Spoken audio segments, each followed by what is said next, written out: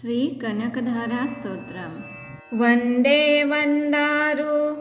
मन्दारमिन्दिरानन्दकन्दलम् अमन्दानन्दसन्दोह बन्धुरं सिन्धुराननम् अङ्गं हरे पुलकभूषणमाश्रयन्ति भृङ्गाङ्गनेव मुकुलाभरणं तमालम् अङ्गीकृताखिलविभूतिरपाङ्गलीला माङ्गल्यदास्तु मम मङ्गलदेवताया मुग्धा मुहुर्विदति वदने मुरारे प्रेमत्रपाप्रणिहितानि गतागतानि मालादृशोर्मधुकरिव महत्फलेया सा मे श्रियं दिशतु सागरसम्भवाय अमिलिताक्षमधिगम्य मुदा मुकुन्दम् आनन्दकन्दमनिमेष मनङ्गतन्त्रम् अकिकरसितकनिनिकपक्ष्मनेत्रं भूते भवेन्मम भुजङ्गशयाङ्गनाय बाह्यन्तरे मधुजिता श्रितकौस्तुभेया हरावलिव हरिनीलमयी विभाति कामप्रदा भगवतोऽपि कटाक्षमाला कल्याणमाहतु मे कमलालयाय कालाम्बुदाली ललितोरसि कैटभारे धाराधरे स्फुरति या तटिदङ्गनेव मातुः समस्तजगतां महनीयमूर्ति भद्राणि मे दिशतु भार्गवनन्दनाय प्राप्तं पदं प्रथमता खलु यत्प्रभावात् माङ्गल्यभाजी मधुमातिनि मन्मथेन मय्यापत्ते तदीह मन्थरमीक्षणार्धं मन्दालसं च मकरालयकन्यकाया विश्वामरेन्द्रपदविभ्रमदनादक्षम् आनन्दहेतुरधिकं मुरविद्विषोऽपि ईशन्निषिदतु मयि क्षणमीक्षिणार्थम् इन्दीवरदरसहोदर मिन्दिराय इष्टाविशिष्टमतयोऽपि यया दयाद्र दृष्ट्या त्रिविष्टपपदं सुलभं लभन्ते दृष्टिप्ररष्ट कमलोदरदीप्तिरिष्टां पुष्टिं कुशिष्टं मम पुष्करविष्टराय दयादयानुपवनो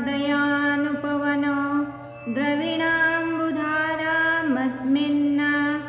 किञ्चन विहङ्गशिशो विषन्ने दुष्कर्मघर्ममपनीय चिराय दुरं नारायणप्रणयिनी नयनाम्बुवाह गिरिदेवतेति गरुडध्वजसुन्दरिति शाकम्भरिति शशिशेखरवल्लभेति सृष्टिस्थितिप्रलयकेलिषु संस्थिताये तस्यै नमस्त्रिभुवनैक गुरोस्तरुण्ये श्रुते नमस्तु शुभकर्मफलप्रसूते रत्ते नमस्तु रमणीयगुणार्णवाये शक्ते नमस्तु शतपत्रनिकेतनाये पुष्टे नमस्तु पुरुषोत्तमवल्लभाये नमस्तु नालिकनिभाननाये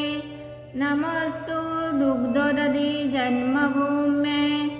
नमस्तु सोमामृतसोदराये नमस्तु नारायणवल्लभाये नमस्तु हेमाम्बुजपीठिकाये नमस्तु भूमण्डलनायिकाये नमस्तु देवादिदयापराये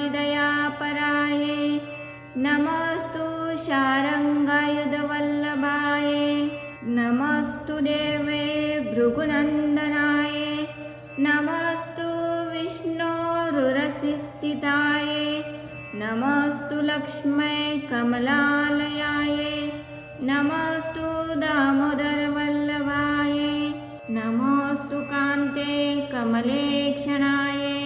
नमोस्तु भूते भुवनप्रसूते नमोस्तु देवादिभिरर्चिताय नमोस्तु नन्दात्मजवल्लभाय सम्पत्कराणि सकलेन्द्रियनन्दनानि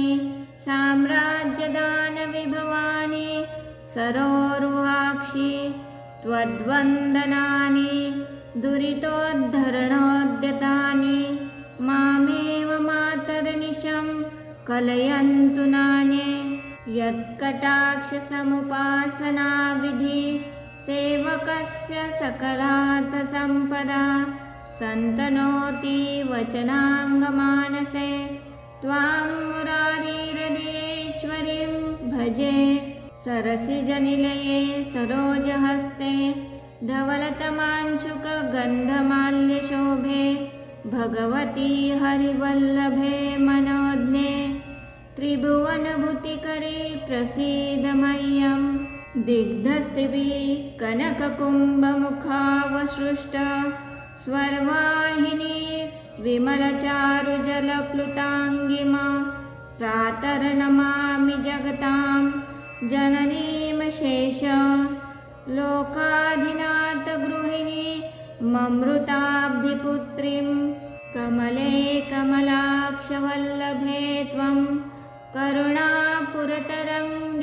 तैरपाङ्गे अवलोकय मामकिञ्चनानां प्रथमं पात्रं कृत्रिमं दयाया स्तुवन्ति ये स्तुतिभिरमुभिर्वहं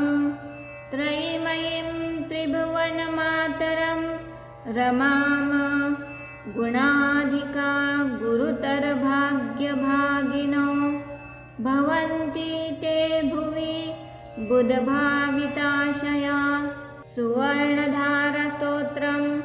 यश्शङ्कराचार्यनिर्मितं त्रिसन्ध्यं या पठे नित्यं स कुबेरसमो भवेत्।